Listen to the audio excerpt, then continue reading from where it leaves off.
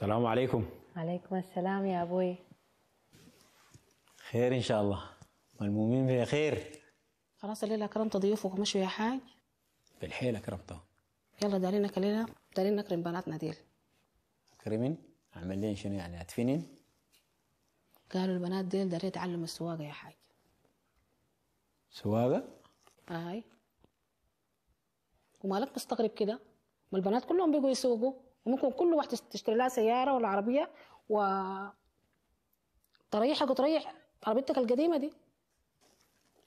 شوفي أنا ما مستغرب في السواقة، أنا عمري سنتين شفت البنات سايقات تمام، لكن المشكلة إنه يسوقن دي شيلها من راسك. السيدة خمرته دارين تعوسي في راسي ده؟ والله يا ابوي الموضوع ما خطير، انت كل المطلوب منك بس رسوم المدرسة، وهي كلها اسبوعين وحيدونا الرخصة. رسوم المدرسة واللي بخليك تسوقي منه؟ ما أنت يا أبوي أنت ما البركة كلها.